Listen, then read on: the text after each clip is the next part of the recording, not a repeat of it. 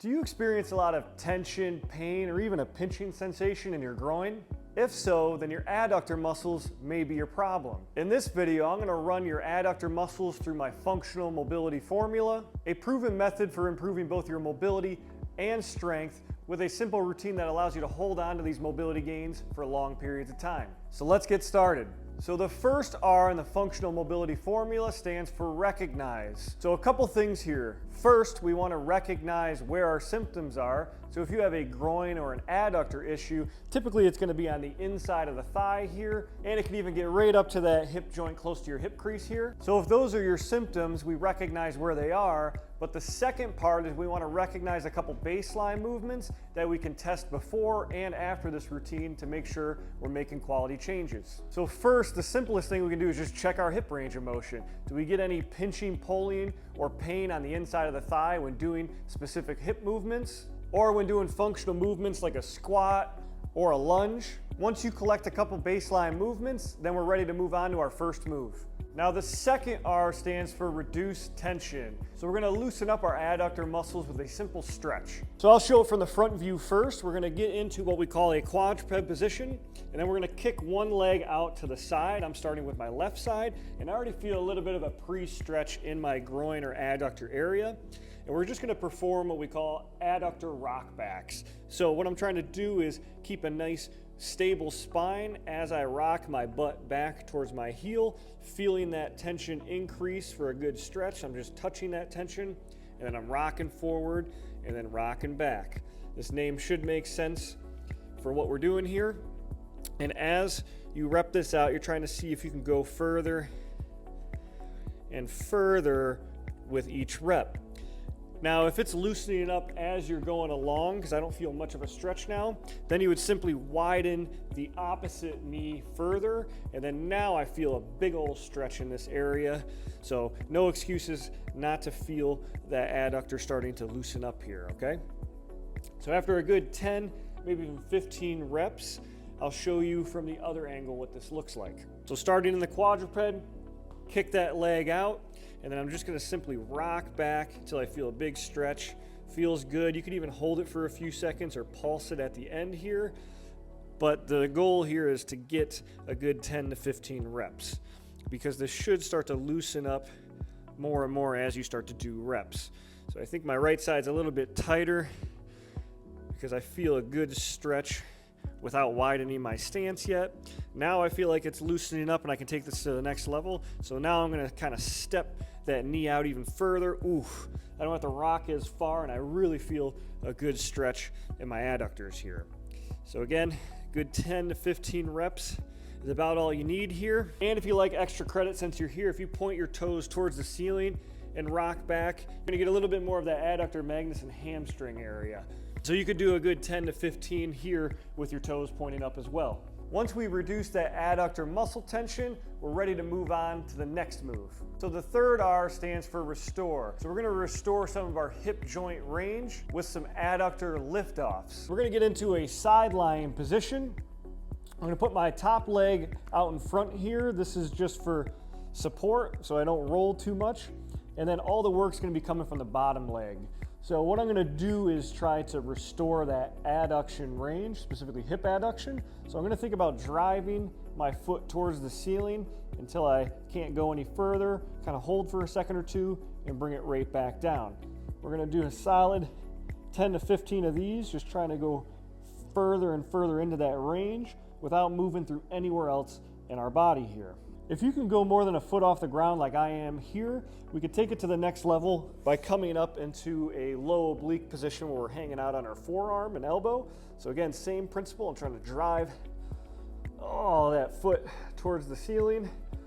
Way more difficult here because now I'm going into that adduction range from my torso. So I'm not going to be able to go as high. And actually, I feel like this is more effective. So you can kind of find that sweet spot for you while doing your 10 to 15 reps here. Whew. And when you're training end ranges of motion, it's okay to feel a little bit crampy. I was borderline about to have an adductor cramp right there. So just, if you've never done this before, experiment with it, and it should get easier as you perform more reps, and especially do this routine more than one time. So I'll show the other side from the other angle. So sideline, bring this foot over the top. I'm already gonna start in that low oblique position here. And then again, trying to make sure I have a good neutral spine, driving that foot towards the ceiling. Really feel some good activation in the adductor muscles there. And this looks simple, but trust me, it's a lot harder than it looks. You'll really be feeling the hips working here, which is one of my favorite ways to start restoring that hip adduction range. An extra credit, your last couple reps, you can kind of hold that position for anywhere between 5 to 10 seconds. Really starting to shake here. Whew. Let's do one more. Really driving foot towards the ceiling. Whew. And if you're training mobility appropriately, it should feel like a workout. So after the first 2 moves, I reduced that muscle tension. Then I started to activate that muscle by going into that adduction range of motion. But there is a 4th R. Now the 4th and final R stands for reinforce. Now we're gonna reinforce the gains we just made with a strength and stability exercise. And when it comes to the adductors, we're going to do an oldie but a goodie, which is just a Copenhagen plank. So for this move, you can use a bench at the gym, or you can simply use a couch or chair at home. And basically, you're gonna get into a side plank position with your top foot on the bench. And then once you're here, you're just gonna come up and just hold this plank position. Now, if you've never done this before, this is a pretty difficult move. So we're just gonna try to hold this for a good 20 to 30 seconds. And if this is too easy, I'll show you how to make it a little bit more dynamic in a second here. But for some of you, this might be too challenging. So if so, let me show you how to modify it. If that was too aggressive on your adductors, you can simply shorten the lever arm or the lever leg by doing it from a knees position. So you can still get some nice isometric activation of the adductors, but way less strain through that area. All right, let me give my right side a break. So let me show you how to make this more dynamic from the other angle here, training my left side. So I'm gonna come up into that Copenhagen plank, and then to take this to the next level, we can make this dynamic by slowly lowering that hip towards the ground, touch it, and then come right back up. Now, if you get bored like I do holding static positions, I like doing things a little bit more dynamic, but this one's pretty challenging. So I'm only gonna perform a good 5 to 8 repetitions here, or until I feel like that muscle's super fatigued and I'm gonna compensate somewhere else in my body. And yes, you could do the same thing from that beginner level position where you tap the ground from this knees position and come back up. So no excuses not to be able to level up this movement as it starts to get easier over time. Now there is one more bonus R, and that bonus R stands for reassess. So how do we know if this routine is good for you?